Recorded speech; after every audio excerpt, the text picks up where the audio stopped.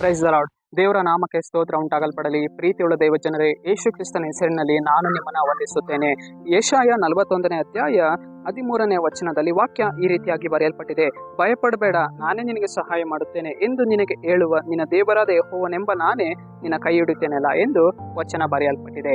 ಅಂದರೆ ಪ್ರೀತಿಯುಳ್ಳ ದೇವ ಜನರೇ, ದೇವರು ಇಲ್ಲಿ ಏನನ್ನು ಹೇಳ್ತಾ ಇದ್ದಾರೆ? ಭಯಪಡಬೇಡ ಮಗನೇ, ನೀನೇನ್ ಮಾಡಬೇಡ, ಭಯಪಡಬೇಡ ಮಗಳೇ, ನೀನೇನ್ ಮಾಡಬೇಡ, ಭಯಪಡಬೇಡ, ನಾನು ನಿನಗೆ ಸಹಾಯವನ್ನ ಮಾಡ್ತೇನೆ, ನಾನು ನಿನ್ನ ಕೈ ಹಿಡಿದು ನಡೆಸ್ತೇನೆ ಎಂದು ಇಲ್ಲಿ ಕರ್ತನು ಹೇಳುವವನಾಗಿದ್ದಾನೆ.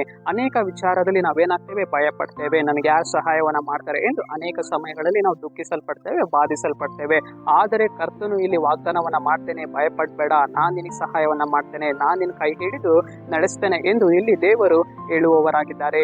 ಇಸ್ರಾಯೇಲರು ಕಣ್ಣೀರನ್ನು ಸುರಿಸುವ ಸಮಯದಲ್ಲಿ ದೇವರು ಅವ್ರನ್ನ ಧೈರ್ಯಪಡಿಸಿದರು, ತನ್ನ ವಚನದ ಮೂಲಕ ಧೈರ್ಯಪಡಿಸಿದರು, ತನ್ನ ವಾಗ್ದಾನ ಮೂಲಕ ಬಲಪಡಿಸಿದರು, ಅವರ ಕೈ ಹಿಡಿದು ಕರ್ತನು ನಡೆಸಿದನು.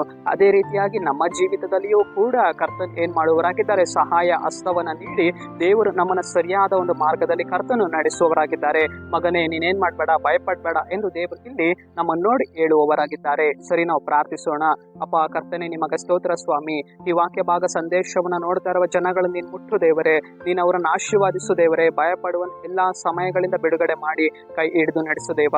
ನಿಮ್ಮ ನಾಮಕ್ಕೆ ಸ್ತೋತ್ರ ಕರ್ತನೆ, ನಜರೇತಿನ ಯೇಸುವಿನ ನಾಮದಲ್ಲಿ ತಂದೆ, ಆಮೆನ್.